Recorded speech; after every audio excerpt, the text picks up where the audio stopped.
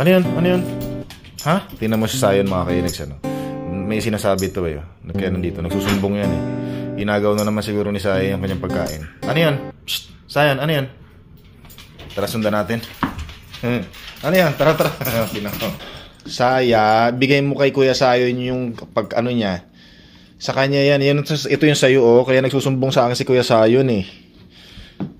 Ano ba? So ito kasi yung kay Sayon mga kainags, ano? Ito yung kay Kuya Sayon. Bigay natin kay Kuya Sayon. Sige na, doon ka na. Ito yung sayo oh. Kaya nagsusumbong sa akin si Kuya Sayon. Kinukuha mo yung sa kanya eh. Kainin mo lang yan ha. Kainin mo lang yan. Kita? Huwag mong agawin. Yan. So nilagyan kasi namin ng mga kumot-kumot dito mga kainags, siyempre para maiwasan yung dumi. Pero hindi pa rin maiwasan eh, no?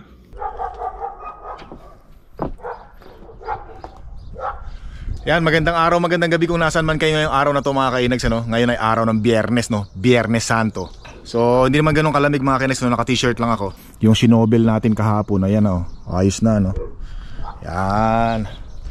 Pasok muna ako kasi may pasok tayo ngayon mga kainags, ano? At nako, take note, bawal ang karne ngayong araw na to, no? Tsaka, dapat isang linggo yata na hindi ka kakain ng karne, no? Bago mag Holy Friday, tama ba?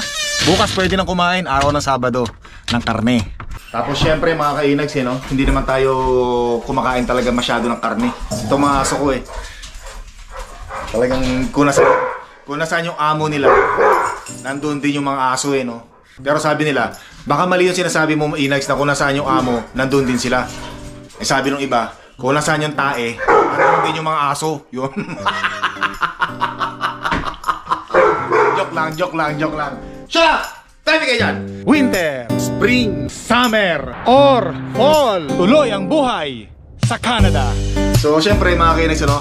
Maghahanda na ako ng ulam natin ngayon kasi may pasok tayo. Yan. So syempre ang ulam natin ay ang walang katapusang syempre mga kainags, ano? Paksiw. 5 araw na yan. Lalong sumasarap pag tumatagal. Yan. Tsaka syempre brown rice na may halong red rice. Hindi ko nalagay sa fridge. Usually, pag nagluluto ako mga kainags ng kanin, nilalagay ko to sa fridge, sa cooler, para hindi mapanis. Lagay na tayo ng isda sa ano, lagayan ng ulam na, lagayan ng ano natin, ano, pambako natin mamaya. Yan, isa lang, isang piraso lang. Tapos ito yung nagpapasarap mga kainags, ano, yung sabaw. Yan, lagyan lang natin ng ganyan, no. Sarap. Masarap yung maraming sabaw, eh, no. Kaya ako pag nagpaksiw ako, medyo marami-rami yung sabaw. Yung iba naman, pag nagpaksiw, parang konti lang yung sabaw, ano? Kasi ako mga kainags, mahilig ako sa ano eh, sa sabaw. Yan, dyan muna kayo ha. Pinalabas lang natin yung mga aso natin mga kainags, ano? Dito muna tayo, tingnan natin yung ating backyard. Pero medyo malamig, ano?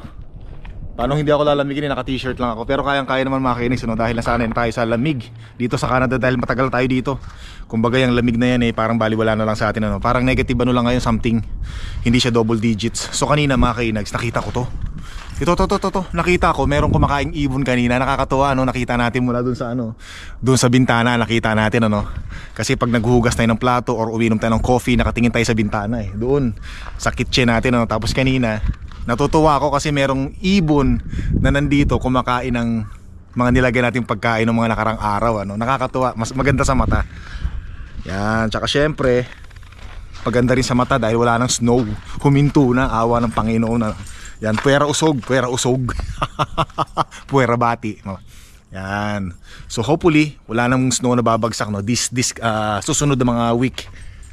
Naku. Hoy. Halika na. Bira to mga aso na to, no. Yan, ito yung ano natin ngayon mga kainags, ito yung ating breakfast. Actually lunch na, no. Lunch and breakfast. So hindi naman kasi ako nagbi-breakfast eh. Pag gising ko alas 10, coffee muna, tapos mag-coffee mga alas 12. Yan, before 12 kain na mga kainags, ano. So ito muna, healthy tayo, healthy. Kasi Good Friday ngayon, iwas tayo sa mga, syempre mga karne. Yan, although hindi naman tayo kumakain ng karne, no.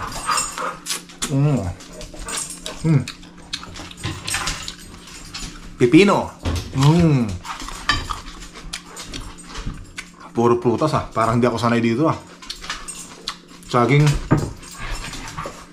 mansanas, neeva, Yan, masarap talaga yung mansanas ni Eva, no, mga kainex, no?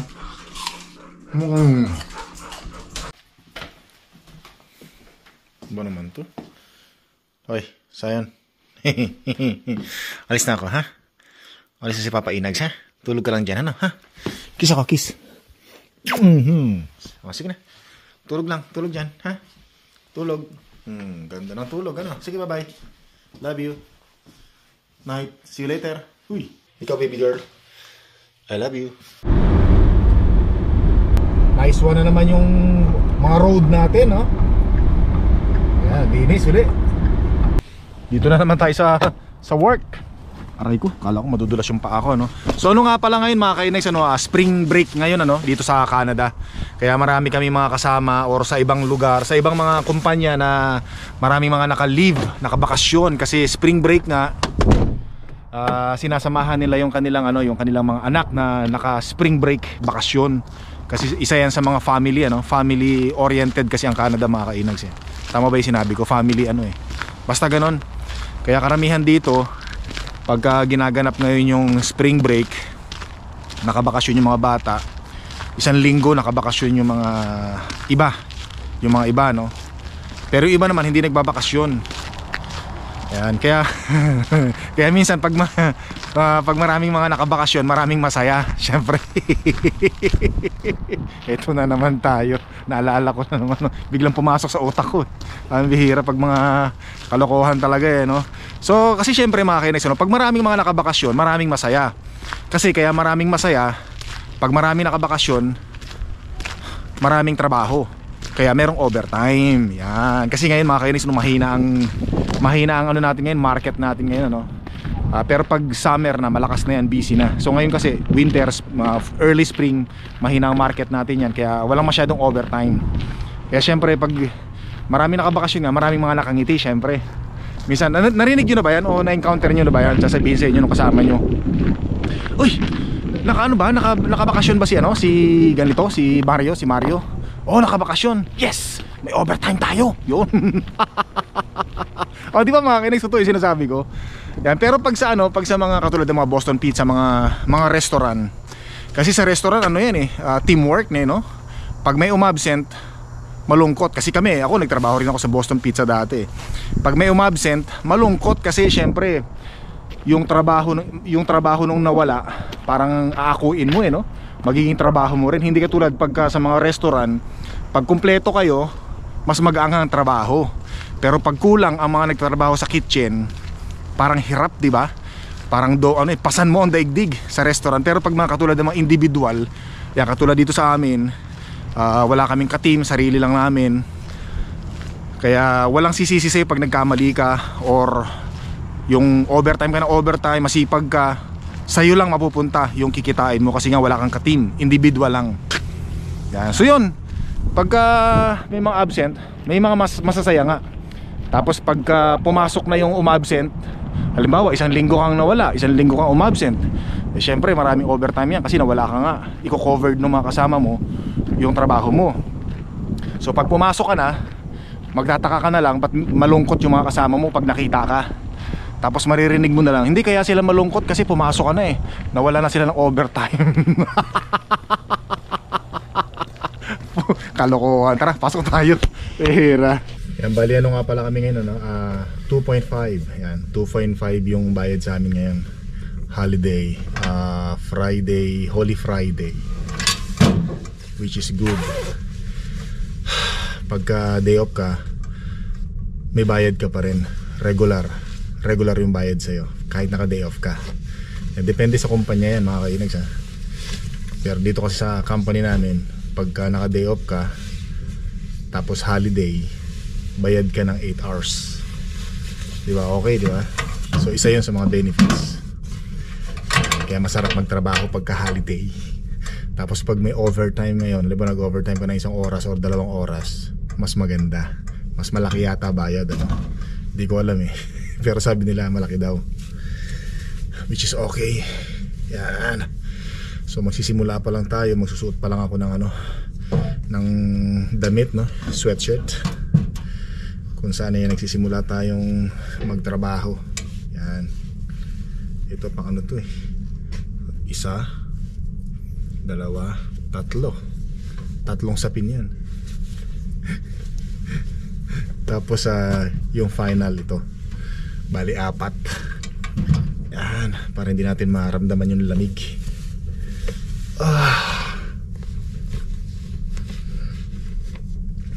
Medyo malamig kasi yung yung nature ng pinagtatrabahuhan ko, no. Kaya kailangan natin ng ganito. Naghahanap nga ako ng yung sweatshirt na yung lang, kahit siguro isa lang kumpara dito sa 3, yung hindi natin mararamdaman yung lamig. Yan. Tapos ito last. Kapal na suot ko no. Abihira yan. Ayos. Tapos ito susuotin ko mamaya. Yan, nakaganon, no. Nakaganon. O parang may bangs, no. Yan. Ito kasi nginat-ngat ni Sayon to Sayon, nginat-ngat ni Sayon yan nung binilad ko sa labas nung summer. Nginat-ngat, buti nga nakita ako pa para tuloy ako may bangs. Kaya ang ginagawa ko, ginaganyan ko yan.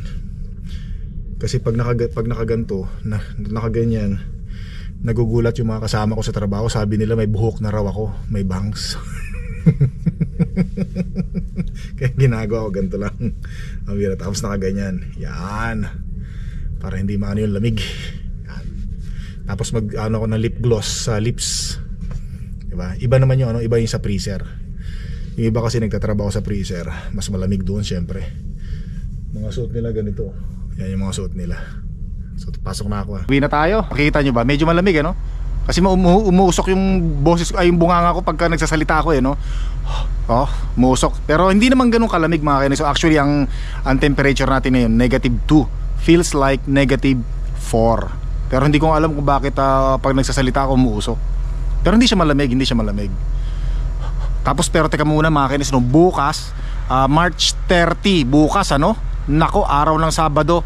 Napakaganda na ng araw natin. Yan, nako, puwera usog. Baka sabihin nyo na naman inusog ko na naman, binabati ko. So mga kainis, okay lang yan, batiin natin kasi na-appreciate natin. Kumbaga parang sinasabi nga natin napakaganda ng araw. Para bang kumakanta tayo ng napakagandang araw, kay gandang pagmasdan, tunay mong larawan talaga. Yun. Ang bihira. So uwi na tayo mga kainags, Alam nyo, pagka Biyernes mga kainags, hindi ako masyadong pagod sa trabaho. Kasi meron tayong tinatawag na extra, yung pondo. Kasi halimbawa halimbawa lang, so 4 na araw akong pumapasok, di ba? So halimbawa lang sa isang araw, dapat makakuha ako ng 8 na basta sa 8 oras dapat makawalo ako. Example lang yan, example. Pero dapat ang mapiko mahigit sa 8. Halimbawa, dapat mapiko siyam.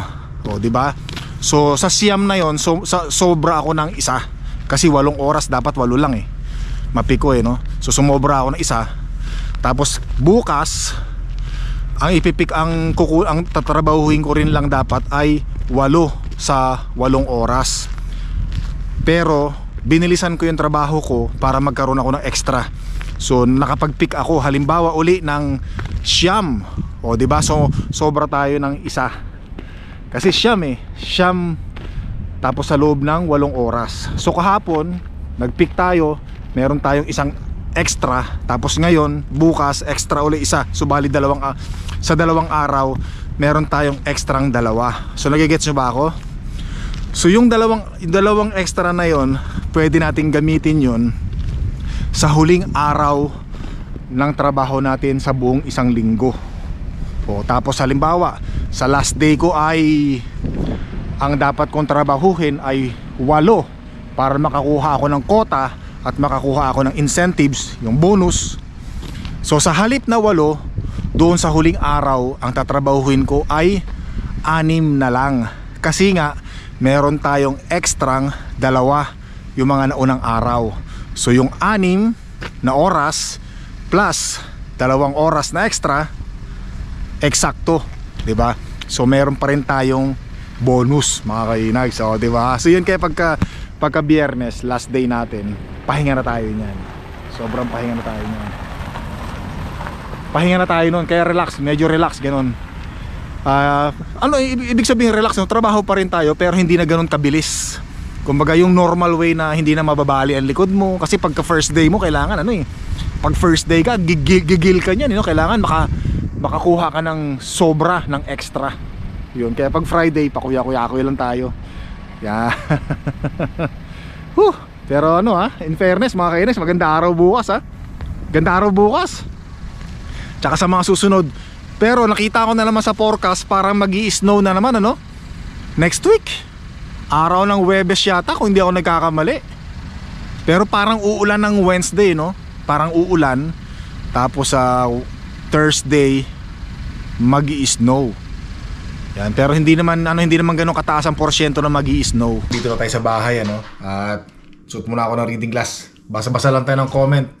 Mga comments pala at eto shoutout nga pala kay Cathy Suni. So sabi ni Cathy Suni, paano po pag may nagregalo kay mahal na Reyna? Watching from Irvine, California po.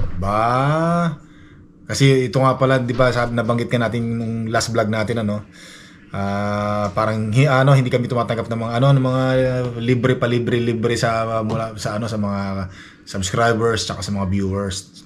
Pero sabi nga may nag-comment nga na baka daw sumama ang loob ng mga gustong magbigay, yung nag-effort ng oras tapos hindi namin tatanggapin, di ba?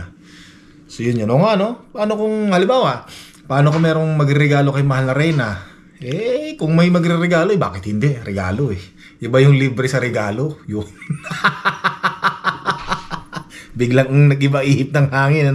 Pero hindi mga kainis. Usually naman, last year kasi, 2023, maraming nagregalo din sa akin. So tinanggap ko yun. Kasi regalo sabi nga nila pagka regalo ang ibibigay sa'yo, pinaghandaan talaga nila yun. Talagang planado nila na gusto nilang ibigay sa'yo yun. Kaya tinanggap ko mga kainis. Binigay ko pa nga yun yung address kung saan ipapadala. Marami nagpadala nun. Sapatos, tapos yung tea, turmeric tea. Pinadalan din ako nun. Dami, hanggang ngayon meron pa rin ako. Marami. Tapos damit. Yan. Tapos dati, may nagpadala ng pera kay Sayon. Sayon yun, nagpadala ng pera. Taga Miami, Florida. Siyempre pag yung libre-libre sa restaurant, parang nahiya kami mga kainis Pero kung regalo, bakit hindi mga kainis? Kung regalo, kung gusto nyo ba talaga magbigay ng regalo, bakit hindi? Yan. So pero siyempre maraming salamat, ganun. Sana all. Bakit kay mahal na rin na lang? Bira naman Hindi, joke lang mga kainis Yan, pwede po kung kung gusto nyo talaga magregalo. Siyempre, bakit hindi namin tatanggapin? Grasyang araw yan. So, basa pa tayo. Ito. Kaya shoutout kay My Province of Bukidnon. Yan, sabi niya, mabuti ka pa pre. Binabati kami. Hindi. Uy, yan po, shoutout po. Tapos, kay Nina Quering. Tawang-tawa po kami sa inyo, especially pag sumasayaw ka. Parang gusto pa ako sumayaw bukas naman. Next time. Kay Chef Ed, bless good Friday kainag. Hope you're doing well. Sana ma-meet kita someday diyan sa Edmonton. I'm from Lloyd Minister. Ingat po palagi bro. Sige sir, hopefully magkita tayo. Malay mo magkita tayo sa daan, di ba? Yan, shoutout kay Luis Dominguez. Yan, pa-shoutout Inags. Shoutout po. Albustan, kahit pa ulit-ulit lang, bahay at work, ang vlog mo kainags, di nakakasawa manood. Keep it up po. Thank you po. Yan, kay Janice Agundang, alam mo ba kainags, natawa ako sa mga comment ng bashers, pero tuloy pa rin para maasar sila. GBU kainags. Ano ba yung meaning ng GBU? Yung Googles, Bravo, Uganda. Ano ba meaning nun? Pero thank you po. Yan, si Gina de los Santos, mahirap mag-vlog at ang kauna-unahang magiging racist sa'yo, kapwa mo Pilipino. Yan, maraming salamat po sa comment. Yan, shoutout kay Gerson Villarico. Shoutout kay Inag sa next vlog. Salamat po. Yan. Shoutout din kay Nayak, no? Shoutout po dito sa Montreal followers mo, Idol Inags, taga MC Jill. Yan. Salamat po. Yan, shoutout kay no user WT7MS31K1.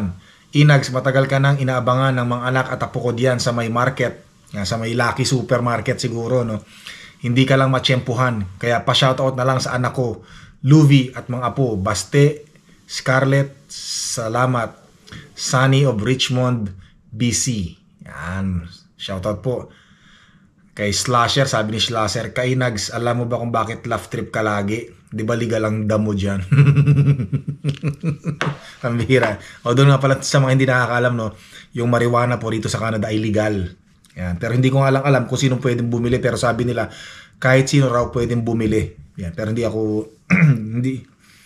hindi ako bumibili rito, mga kainags, ano.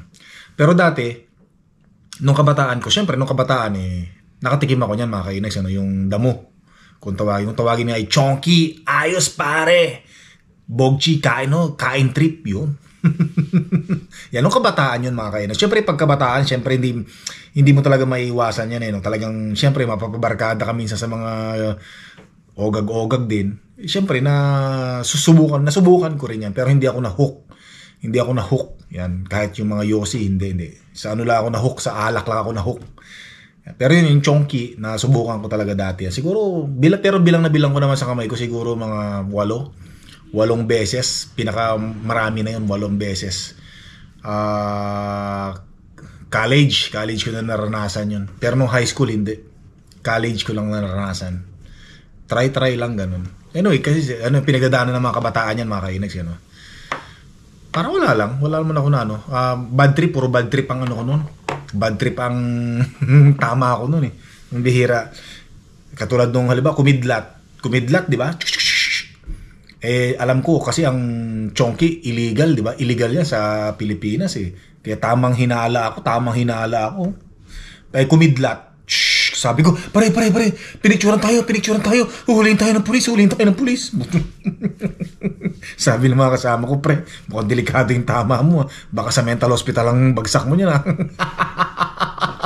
Kaya siguro nagkaganito ako, Ang bihira na. Yun. So, magmula nung mga kainags, hindi na ako, huminto na ako sa ganyan, ano lang naman, karanasan lang, ganun, experience lang. Kasi nga, napagdaanan, kabataan, Pero sabi ko, hindi na ako ulit sa ganyan. Bihira.